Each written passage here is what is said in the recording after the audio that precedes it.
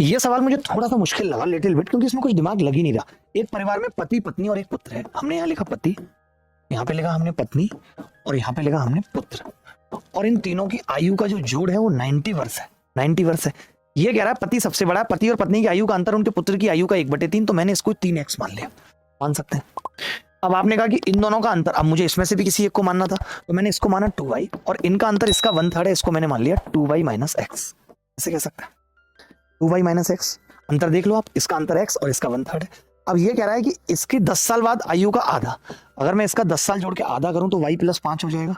और ये किसके बराबर है? तो आप कहेंगे पुत्र की 10 साल की आयु के बराबर है, 10 वर्ष के बाद की आयु के। एक इक्वेशन ये मिल गई, यानी 2 इक्वेशन हमारे पास आ गई। अब इन 2 इक्वेशन को सॉल्व करना अपने आप में मुश्किल है।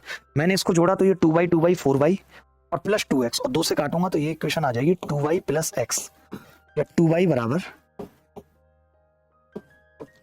+ x बराबर 45 ही लिख लो। अब मैंने कहा मुझे तो 2y - x चाहिए, 2y + x चाहिए होता तब तो फिर क्या ही बात थी। यानी जो भी उत्तर आएगा वो 45 से तो छोटा आएगा, और काफी छोटा आएगा, क्योंकि -2x घटेगा। अब मुझे पता है यहाँ से -2x घटेगा, 2 का मल्टीपल घटेगा यहाँ से, ये बात है। ठीक है, चलो मैंने x की वैल्यू यहाँ रखी, तो x की वैल्यू अगर मैं यहाँ रख रहा हूँ तो 45 दिया 135 और -6y + 10। आपने कहा कि जी टोटल 7y = 140 आ गया, यानी y कितना आ रहा है 20। y अगर 20 यहाँ रख रहे हैं तो x कितना आ रहा है 5।